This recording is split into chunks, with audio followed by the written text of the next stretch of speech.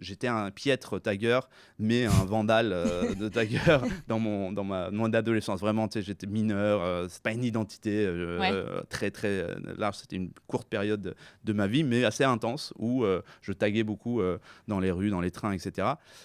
Au Posca, même pas vraiment à la bombe, j'étais pas assez doué pour aller à la bombe et tout. À la Donc cire, c'était à la bougie, là, non ouais, le Posca, tu sais, tu prenais les cols, les tubes de colle à l'ancienne, là, tu les vidais, tu mettais de l'encre, il y avait une mixture un peu spéciale à faire pour pas que ça puisse s'effacer trop vite. Et après, tu t'amusais quoi un peu. Ouais. Donc bon, ça m'a valu pas mal d'emmerdes à l'époque, notamment quand t'es mineur, mais Fait des gardes à vue, lui. Hein. en fait, c'était pas en garde à vue. En fait, c'est tes parents qui viennent te chercher au poste à l'époque. Mais en fait, pour en revenir là-dessus, c'est que j'avais quand même ce petit cursus et j'ai dit à mon collègue, bah viens, moi je fais un atelier là-dessus. J'ai fait un atelier là-dessus. J'ai ramené un pote à moi qui est 100 fois plus doué que moi. Et on a fait autour des logos de l'entreprise, des verres de l'entreprise, etc. On a fait un petit atelier là-dessus. Et en fait, les gens ont kiffé.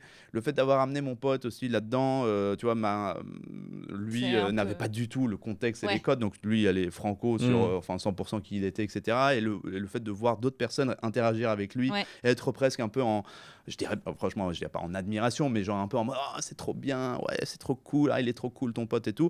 Je me suis dit, il y a quelque chose à faire. Et donc pendant très longtemps, c'était plutôt la fibre street art, parce qu'on a créé avec un pote une espèce de mission entrepreneuriale où moi je faisais des tableaux et on les vendait dans notre écosystème un peu de personnes qui suivaient le street art.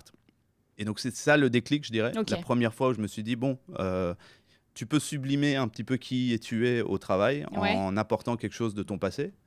Mais je le redis, je pense que le timing était le bon parce que j'étais manager d'une équipe performante, j'étais bon dans ce que je faisais et c'est à ce moment-là que ça m'a servi. Sinon, ça m'aurait peut-être desservi.